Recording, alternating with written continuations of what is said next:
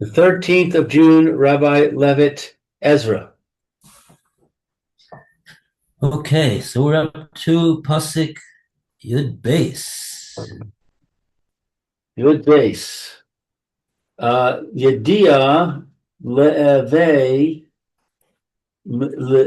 lemalka di Yehuda ye di seliku min levasach ale na aso Lirushalem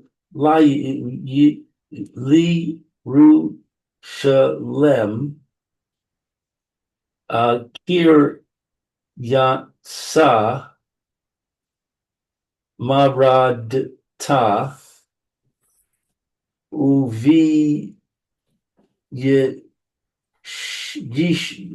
Uviyoshta Banayin Vishuraya Shach Lilu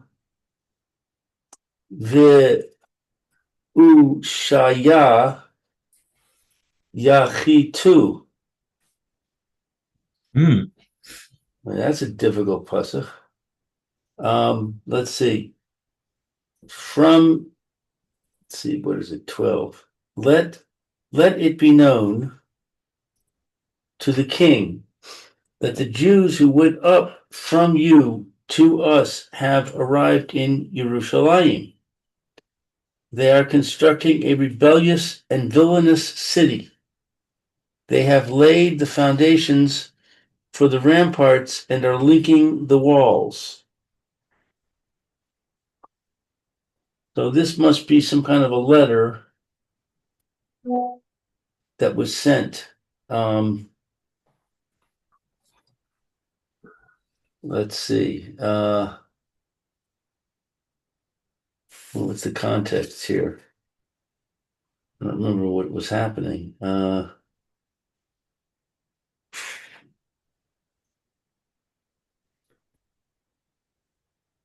They wrote this letter. Who wrote this letter? It was I guess Rehum and Shimshai and all these other people.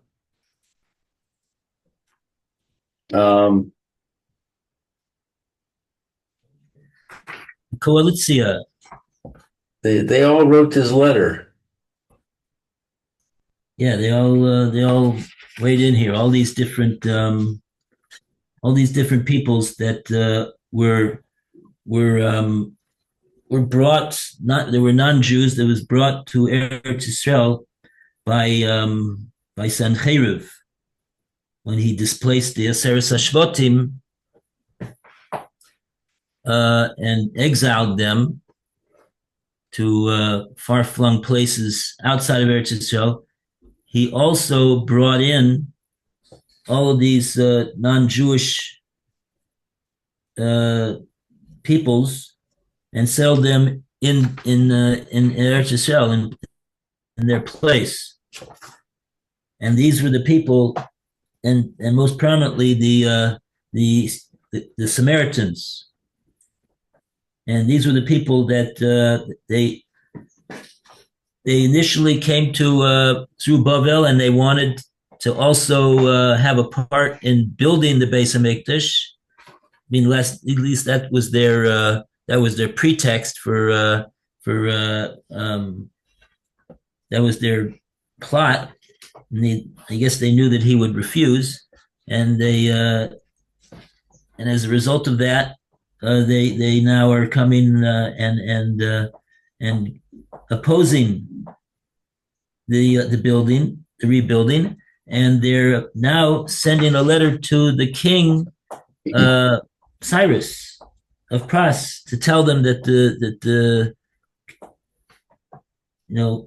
Jews are rebelling against you, and it's not kedai to allow them to build their Beis Hamikdash. And Cyrus, he was the one that originally gave the permission for the Jews to come back to Eretz Yisrael and to rebuild the second base of Mikdash. Right. So let's look at the comments here on 12. Let's see.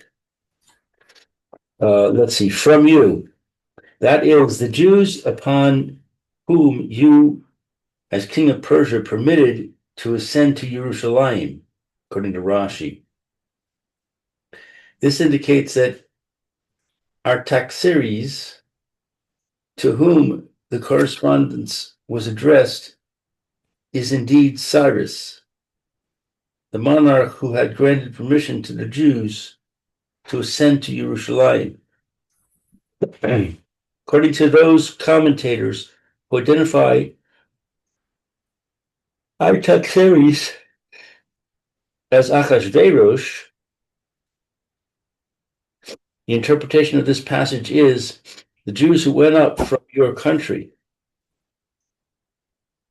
They are constructing. Malbim proposes an ingenious explanation of the workings of the slanderous letter.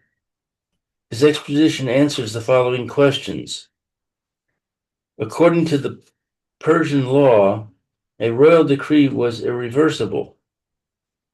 Thus, Cyrus' proclamation granting permission to restore the temple could not have been rescinded. How then could the king demand that the work of the temple be stopped? That's the first issue, I guess. The second issue is how could the Jews be accused of rebellion when they were engaged in nothing more seditious than the authorized reconstruction of the temple?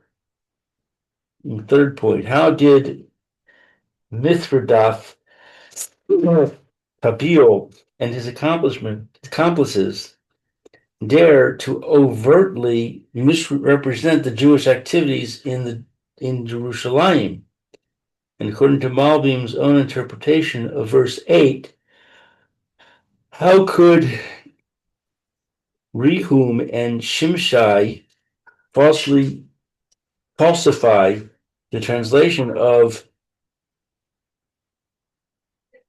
Mithridates Tebil's letter, when such lies could have been easily discovered and would have incurred the king's wrath? As Malbim explains it, the plotters set out to devise a text that would at once falsely slander the Jews and yet permit the authors to exonerate themselves should the falsehood come to light. They settled on the Aramaic phraseology of our verse, which may be translated two ways depending on the punctuation. 1. The Jews have arrived in Jerusalem. Historically, a rebellious, villainous city. They are constructing, have laid the foundations for the ramparts, and are linking the walls. The latter half of the passage refers to the temple. It describes truthfully the innocuous, authorized activity of restoring the sanctuary in which the Jews were actually engaged. 2. The Jews have arrived in Jerusalem, a rebellious, villainous city. They are constructing. They have laid the foundations for the ramparts and are linking the walls. This translation does not describe the restoration of the temple, but the construction of the city of Jerusalem and the laying of foundations for its walls. Thus, they informed the king that the Jews were busily reconstructing the city and fortifying its walls, activities which were illegal unauthorized by Cyrus' proclamation, and which indicated Jewish insubordination and a growing threat to the king's dominion. Rehum and Shimshai chose translation 2. They presented to Artaxerxes a petition claiming that the Jewish settlers had grossly overstepped the conditions set forth in Cyrus' proclamation, that they were in fact preparing a rebellion, that the reconstruction of the city of Jerusalem should be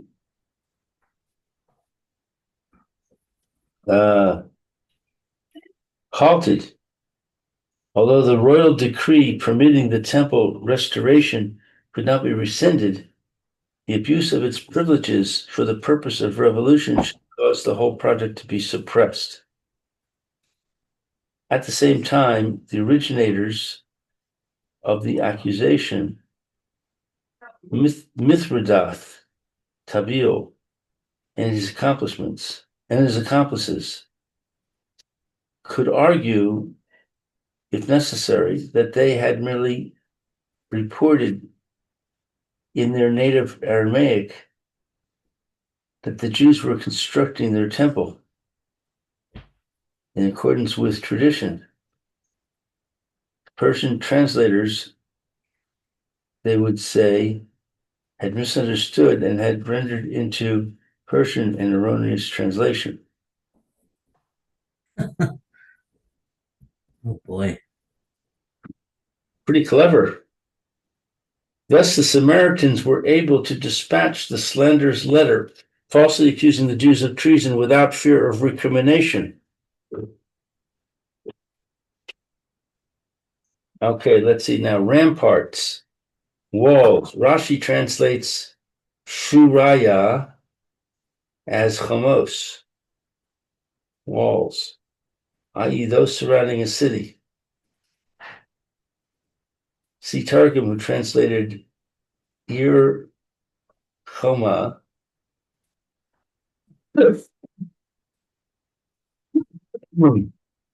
as Karta Makfa, Shur, a city surrounded by walls. Ashaya is rendered by Rashi as Kisalim, house walls. Apparently, the accusation was that a foundation had been laid for outer walls to surround the city, and then even the walls of the city's houses were being linked to form, in effect, a second inner wall. Oh boy. Ibn Ezra, however, followed by Matsudos translates foundations as foundations. They have laid the foundations. The translation follows Rashi Matsudos. The translation follows Rashi. Matsudos, however, translates they wish to complete and are linking the walls. Rashi comments that Yachitu, stringing together or linking, stems from the word chut, string. Interesting. Ibn Ezra suggests another translation, and they have taken measurements. This too is bad on the translation of Yachitu as stringing. Strings were the basic measuring devices. They are measuring and leveling for the construction of a wall atop its foundation. Matsudos translates Ushaya, foundations. They are linking the foundations. They are reinforcing and adding to the foundations to create a complete interlocked network. Okay. So where are we? A sinister plot. The sinister plot. Where's that? We're in Ezra on page 44. All right, but what's that? 'Cause I've got a different book. We're up to 13. 13, 4:13. Chapter 4, yeah. Verse 13, yeah. All right, I've got it. Thank you. I have to excuse myself for a minute. Mm-hmm. Have you read 13? No. Oh, good morning, Roy. Good morning, Rabbi Levitt. How are you? Hashem. Oh, good. Okay, so we just had a very interesting pasuk about the substance of this accusatory letter, and they brought a fascinating parish of the Malbim. And the Malbim brought this is I don't know if you have this in your edition, but they did a nice job on this one, I must say. The Malbim says, how could they have the audacity and the chutzpah to make these unfounded accusations? After all, they're saying the Jews are rebelling, the Jews are villainous, and they're making foundations and ramparts and linking the walls. They're making a wall around the city to fortify it. They're preparing for who knows what, and of course all these things are totally fallacious, and on top of that, and of course if the king gets a letter like this that's totally fallacious, he could become very angry at the people that sent it, especially in this case, that he was the one that gave the Jews the authority. We're talking about Koresh, the Melech of Pras. He's the one that gave them the authority to go up to Eretz Israel and also to begin the rebuilding of the second Beis HaMikdash. And the fact of the matter is that's exactly what the Jews were doing. They weren't doing anything other than that. They were doing exactly what they were authorized and allowed to do by the king. So how did they what were they thinking, these guys? They're not dumb guys. What was the plan over here? So the Malbim says that the Malbim says that true, they're building their temple, fine, but they're doing a lot more than that.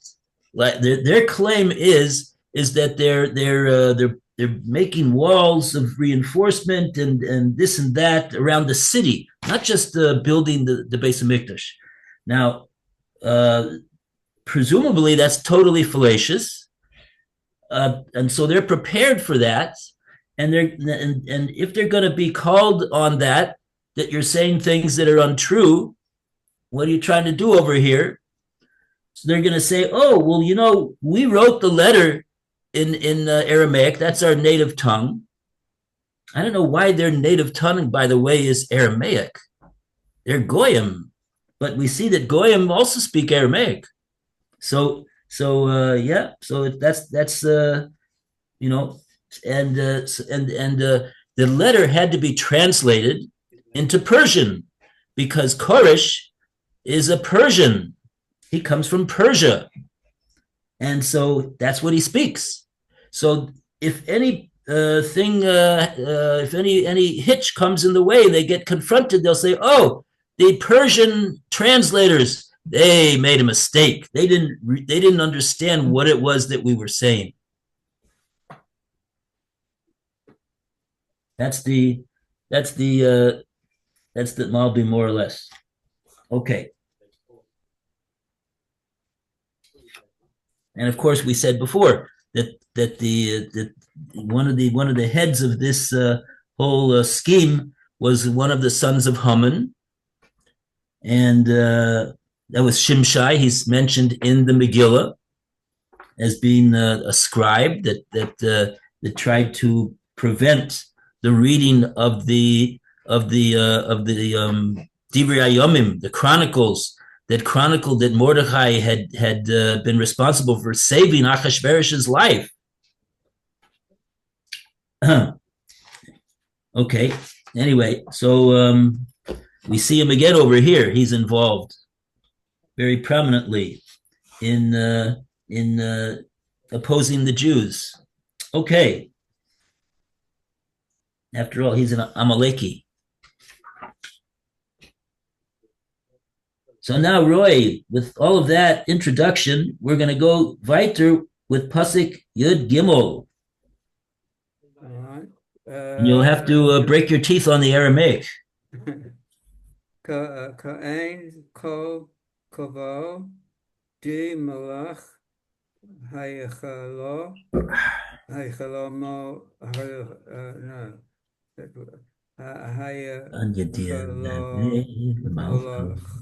no Vos malako lo orich lanan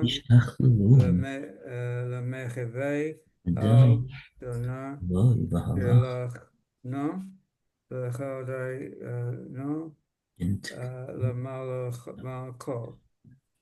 That was my Aramaic. Now, in view of this, is the translation, that we wish to destroy the temple, and it is improper for us to witness the king's disgrace, we have therefore sent and notified the king.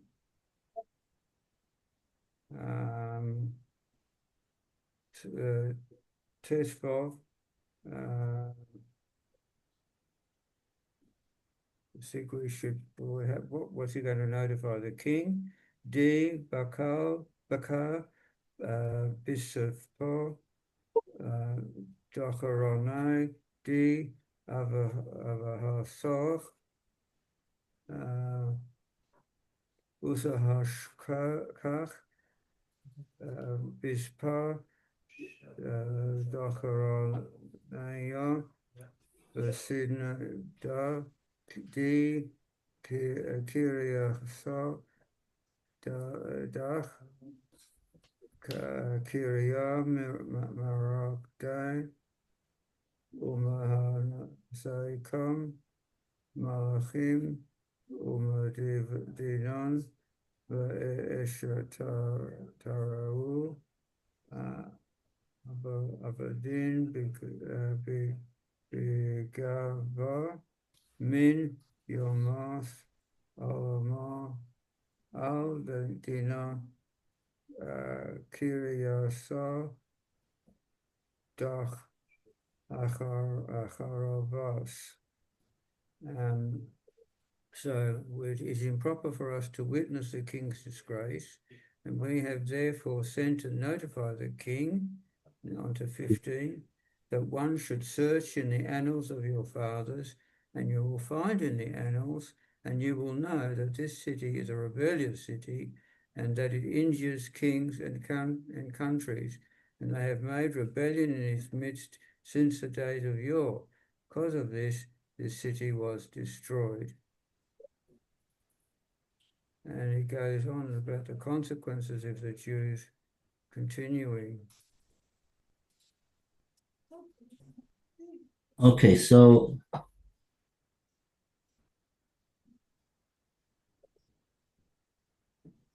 you read Pasuk Yud 14 Gimel, and 50. Yud Dalid, and Tesvav.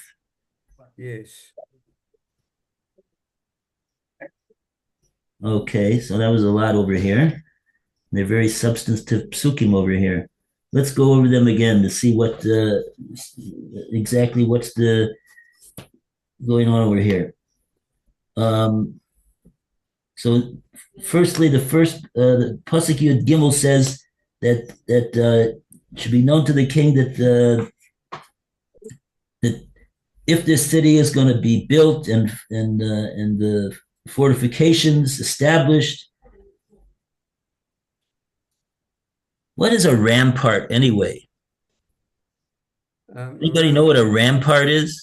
Yeah, a rampart is like a sloping road or something like that, so that you could go up higher and put it up against the wall, and your soldiers can run up onto the onto that, and it's the higher places on I think something like that.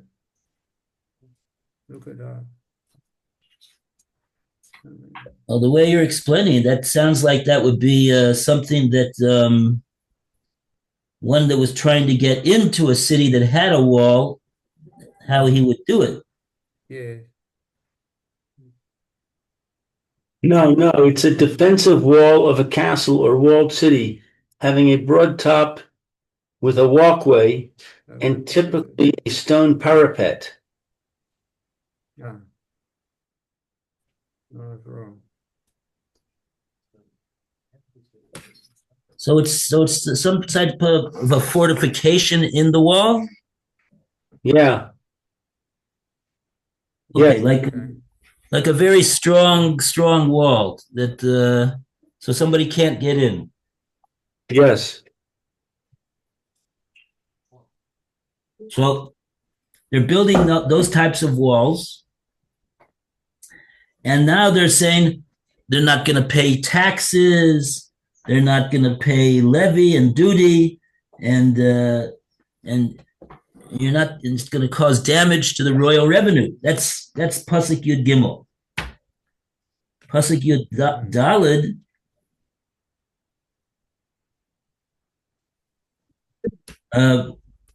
So we said we thought that it was proper for us to notify the king because I don't know why over here they're talking about we're desirous of destroying the sanctuary.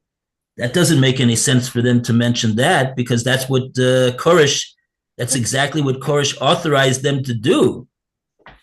They'll read that and they'll say, what do you mean? I told them that they have the right to do that. Who are you to say you want to destroy it? Okay, I don't know. Maybe the commentaries will talk about that.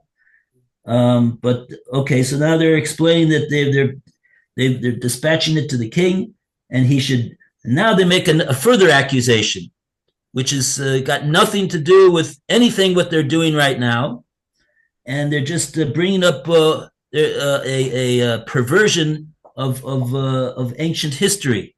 What are they saying? They're saying, "Oh, you know why this city was destroyed? You know this is a destroyed city. They're going up to rebuild it. You never wonder why it was destroyed? It was destroyed because it was such a rebellious place, and the former kings of those days, they were rebelling against them, so the king had to put down the rebellion. So you see, they're going to be doing the same thing that they've done all of history. This is what they do. Okay. Another perversion and fallacious claim. Okay.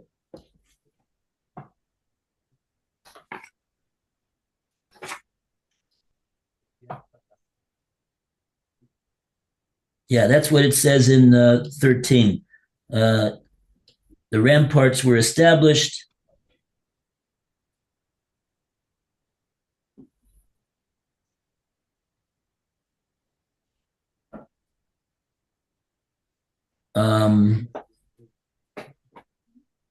Okay, and the ramparts have been established. Since the accusation stated that the foundations had already been laid, Rashi interprets this phrase as should the well-founded walls surround the city. Should the well-founded walls around the city what? Why did you stop in the middle?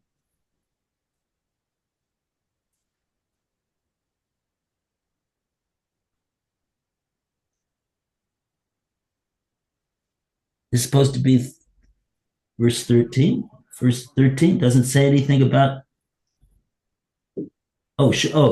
Let it be known to now. Let it be known to the king that should this city be built and the ramparts established, they won't pay tax. So Rashi says they've already been laid. Okay, I'm not sure what their point is over there. Bit unclear their comment. But Sudas, who understood the previous statement to mean that they wish to complete the walls, renders this as should the walls be completed. Okay. Levy, tax, and duty.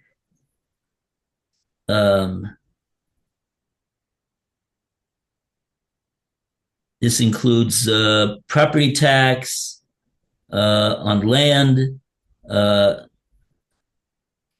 personal head tax on each individual, and a 1/10 of all livestock was given to the king, like Meiser. You give Meiser to the king, Meiser Behema.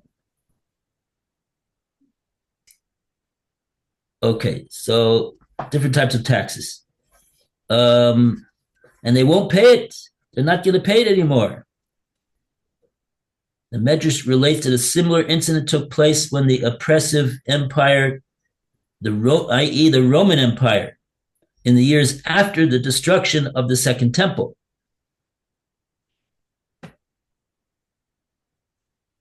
Was considering granting the Jews permission to rebuild the temple. The Samaritans warned that the Jews would refuse to pay the taxes, and the king replied that he was powerless to halt the temple construction, since a royal decree could not be repealed. 1 second, what?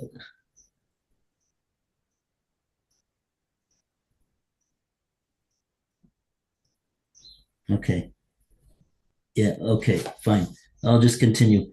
Thereupon, the Samaritans suggested that the king demand that the temple site be changed or its size altered, proposed that the Jews would certainly reject.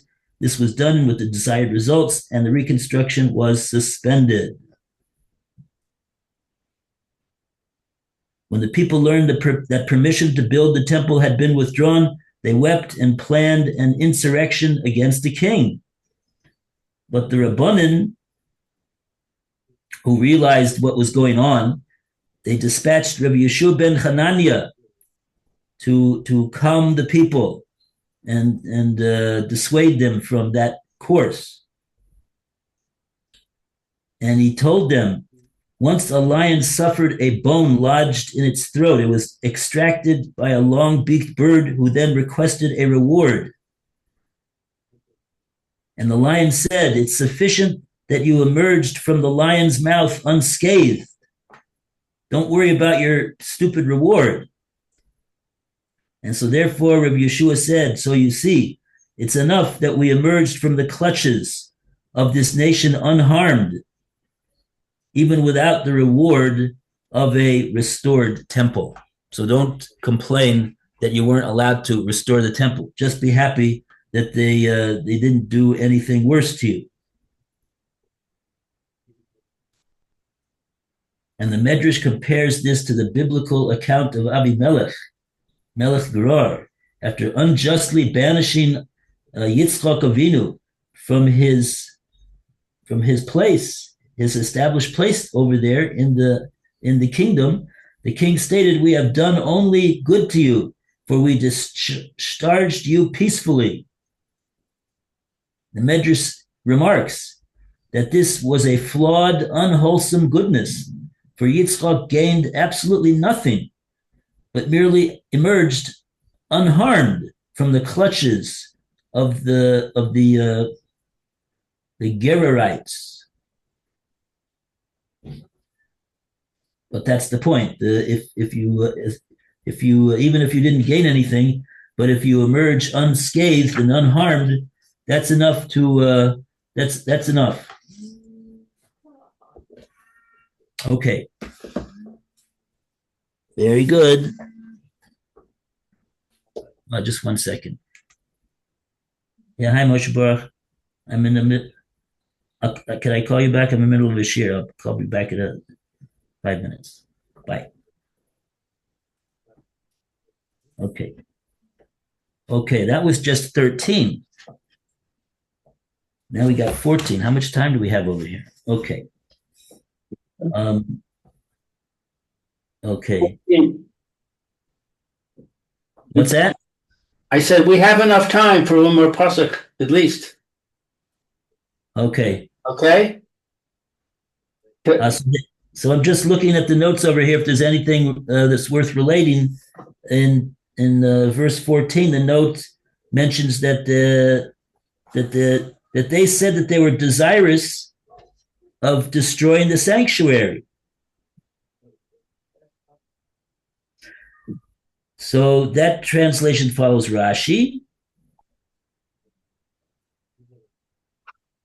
And Rav Yeshai Mitrani, however, says what they were saying was, we have destroyed the temple. We Samaritans have already halted the Jewish attempts to reconstruct the temple.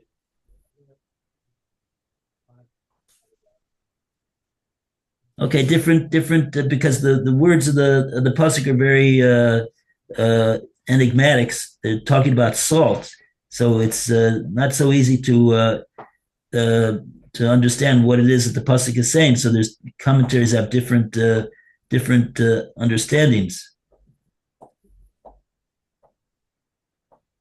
That the Ralbag says that they're not talking about destroying the temple. They're talking about preserving the palace, meaning not the palace of the Beis Hamikdash, but the palace of Koresh, the king of Persia.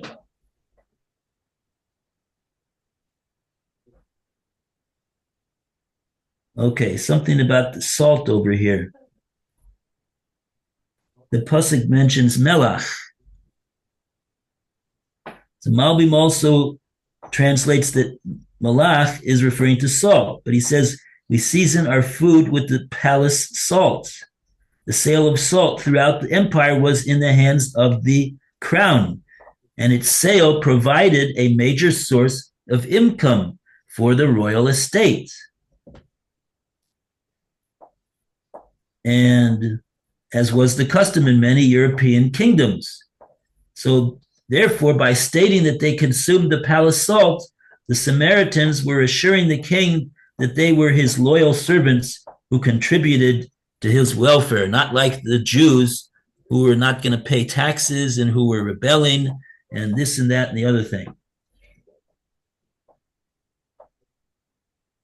So therefore, they say we petition the king not for our own personal gain, but purely out of concern for the king's welfare. That was what they're saying. That was verse 14. Verse 15. We'll just finish this up before that. They asked the king to examine the book of records of his ancestors. This verse is to be read together with the preceding one. Therefore, we have dispatched and notified the king that he should examine the book of records of his ancestors, the records that are kept by the royal ancestors. And they will find that what? The king not depend upon our personal testimony. Just take a look at the royal records.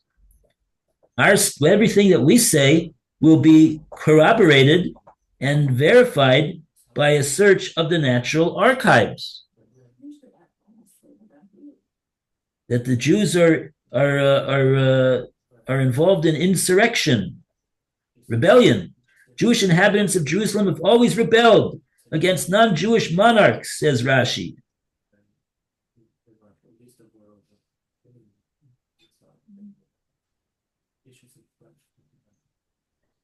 Okay, so that's Jerusalem is a city where insurrection has always been attempted against the non-Jews. So that is their letter. So we have so far. Okay.